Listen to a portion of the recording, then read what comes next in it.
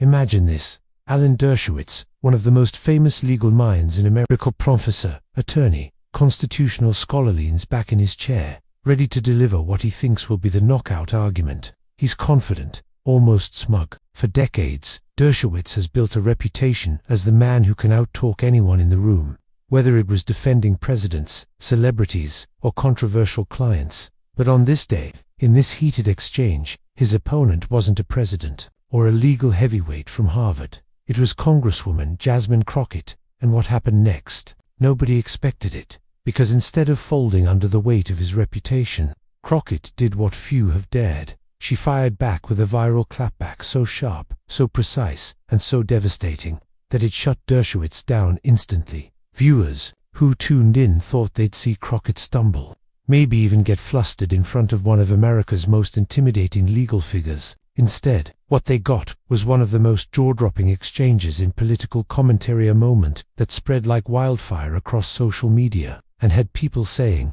"Did that really just happen?" And here's the best part. This wasn't just about two people trading words. It was about something much bigger. It was about generational power. Old guard, legal elites like Dershowitz trying to hold their ground, versus bold, unshakable new voices like Jasmine Crockett, who refused to be silenced. If you've ever felt like the so-called experts try to talk down to people, as if their credentials alone make them untouchable, then this story will hit home. Because what Jasmine Crockett did in that moment wasn't just a rebuttal, it was a stand against arrogance, a stand against being underestimated. And the look on Dershowitz's face when she delivered her clapback, priceless. He didn't just lose the argument, he lost the room. So what exactly did Crockett say? How did she manage to flip the script on one of America's most seasoned legal minds? And why did her words go viral, leaving millions stunned? Buckle up, because in this video, we're breaking down the exchange that shocked everyone. From the background tensions to the dramatic climax, we'll unpack how Jasmine Crockett's brilliance left Alan Dershowitz speechless. To really understand why this exchange between Alan Dershowitz and Jasmine Crockett exploded the way it did, we need to take a step back. Because this wasn't just some random back and forth, it was a collision of two very different worlds. On one side, you have Alan Dershowitz. For decades, his name has been synonymous with high-profile legal battles. He's advised presidents, defended controversial figures, and appeared on just about every major news outlet to share his take on constitutional law. Whether you agree with him or not, there's no denying he's carved out a place as one of America's most recognizable legal commentators. But along with that reputation comes something else, a tendency to speak with authority so absolute, it can feel like he's untouchable. On the other side is Congresswoman Jasmine Crockett. She's a rising star in American politics, known for her fearless voice, sharp intelligence, and unapologetic approach. Crockett isn't the type to mince words, and she's certainly not the type to back down, especially when it comes to calling out hypocrisy or arrogance. Her style has already won her a passionate following, particularly among younger voters who are tired of business-as-usual politics. Now, when these two worlds collided, the stakes were bigger than just who won the argument. This was about something much deeper. The clash between an establishment figure who's been at the top of the legal food chain for decades, and a new wave of leaders who refuse to be silenced or overshadowed. Dershowitz, with his long resume and reputation for legal brilliance, clearly thought he had the upper hand. Many viewers expected Crockett to defer, or at least tread lightly, out of respect for his experience. But what they didn't realize is that Crockett wasn't stepping into this exchange to play defense. She was stepping in, prepared, confident, and ready to show that sharp wit and moral clarity can go toe-to-toe with even the most decorated legal minds. And that's what makes this story so electric.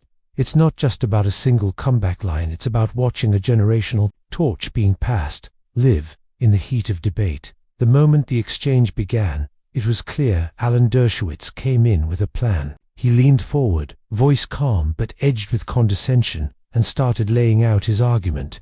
It wasn't just legal theory, it was wrapped in a tone that suggested he was the authority in the room, and anyone challenging him was stepping into dangerous waters. "Congresswoman," he began, his words deliberate, "with all due respect, the interpretation you're offering doesn't hold up under constitutional scrutiny. Perhaps it sounds persuasive in a political speech, but in a courtroom, it would collapse instantly. The implication was crystal clear. Jasmine Crockett might be a fiery politician, but when it came to legal depth, she was out of her league, and for a split second, you could almost feel the room waiting to see if Crockett would hesitate, or fumble, or shrink under the weight of Dershowitz's prestige. But she deigned single quotes to. Instead, Crockett sat back, hands folded, listening, with that steady calm that signals someone is just letting their opponent dig a hole deeper and deeper. Her supporters in the crowd leaned in, knowing that this was the moment where Crockett's trademark fire usually ignites. Dershowitz pressed further, doubling down. He cited precedent after precedent, rattling off legal cases like bullets from a machine gun. It was classic Dershowitz, overwhelming his opponent with a blizzard of references meant to intimidate. The subtext was obvious. He expected Crockett to either trip over her words or retreat altogether. But here's where things began to shift. Crockett didn't interrupt. She didn't flinch. She let him finish. And when he did, there was a long pause, one of those silences that feels heavy with expectation. Then she smiled, and with that single gesture, the atmosphere changed, because everyone knew what was coming. Crockett wasn't about to play by Dershowitz's rules. She wasn't going to spar with him on his preferred battlefield of lengthy case law and academic jargon. No, she was about to flip the script, take the air out of his balloon, and remind everyone watching that clarity and conviction can strike harder than a mountain of legal citations. The tension was at its peak, and the next words out of Jasmine Crockett's mouth would turn this clash into a viral moment that nobody could stop talking about. The silence hung in the room like a drum roll. Alan Dershowitz had just finished his long, carefully constructed argument, pages of precedent, decades of experience, and a lifetime of courtroom victories condensed into one smug performance. He leaned back slightly, satisfied, as if to say, checkmate. But Jasmine Crockett wasn't blinking. She leaned forward, placed her hands on the desk, and delivered the kind of clapback that doesn't just end an argument, it rewrites the whole moment. Professor Dershowitz, she began, her tone even but cutting. It's interesting that you think drowning people in case law is the same as proving a point, because what you just did wasn't clarity, it was performance. And in this country, the Constitution doesn't belong to scholars, it belongs to the people. The crowd murmured. Dershowitz shifted slightly, his face tightening. Crockett wasn't done. You claim my interpretation wouldn't survive in court. Let me remind you, the same courts you reference have been used to justify segregation, to deny women the right to vote, and to strip people of their basic humanity. Just because something is written in a dusty opinion doesn't make it just. And if your argument is that morality and justice don't matter, then maybe you've forgotten the very foundation of the Constitution itself. Boom. That was the THUNDERCLAP. But then came the lightning, the line that made this moment go viral. Crockett reached into her notes, looked up with piercing calm, and said, "You want precedent? Fine. Let's quote the highest authority I know. Woe to those who make unjust laws." That's not me talking. That's Isaiah, chapter 10, verse 1. And if that's good enough for scripture, it's good enough to call out hypocrisy in this room today. The room exploded. Gasps, applause, murmurs rippled like a shockwave. Dershowitz blinked rapidly, clearly caught off guard. His strategy, intimidate with intellect, had been dismantled by Crockett's ability to fuse law, morality, and unshakable confidence into a single knockout blow. For a moment, the legendary Alan Dershowitz looked less like the master of the courtroom and more like a man who had just been publicly schooled. And Jasmine Crockett, she sat back, unshaken, as if to say, "Your move." This wasn't just a rebuttal. It was a masterclass in how clarity and conviction can slice through arrogance, like a blade. Asterisk, as the echoes of Jasmine Crockett's words lingered, something undeniable had shifted in the room. What began as an attempt by Alan Dershowitz to lecture, to overwhelm with legal bravado, had ended with Crockett firmly in command of the narrative. The applause wasn't just for a clever rebuttal, it was for a deeper truth that she had laid bare. Sometimes the law, when weaponized by those in power, strays far from justice, and it takes voices like hers to drag it back into the light. Asterisk, Dersh, a man who had built his reputation on never losing his footing, sat quietly. His rebuttal never came. How could it?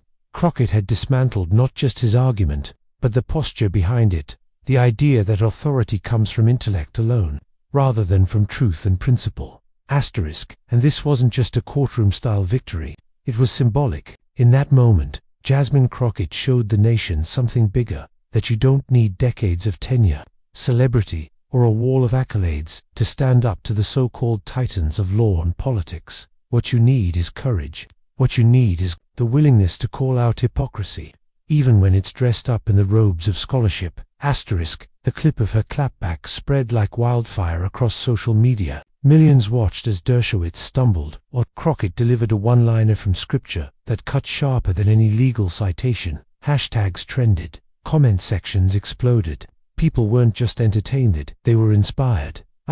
Because here's the truth. Moments like these remind us that democracy isn't only shaped in courts, classrooms, or marble halls. It's shaped in the courage of individuals who refuse to be silenced. And Jasmine Crockett, with her fiery mix of intellect and conviction, proved that standing up to power doesn't just matter, it changes the conversation for everyone watching. Her victory wasn't about humiliating Dershowitz, it was about setting a precedent of her own, that the next generation of leaders won't be bullied into submission, won't be drowned out by theatrics, and won't mistake arrogance for authority. And that's why this moment stunned not just Dershowitz, but the entire nation.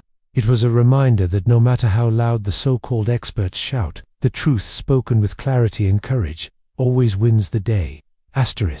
What do you think? Did Jasmine Crockett completely shut down Alan Dershowitz with her viral clapback? Or do you think there's more to this debate than meets the eye?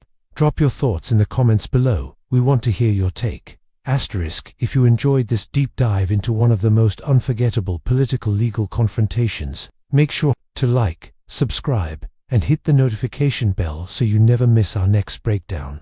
Share this video with friends who love courtroom drama, political showdowns, and moments where intellect triumphs over arrogance.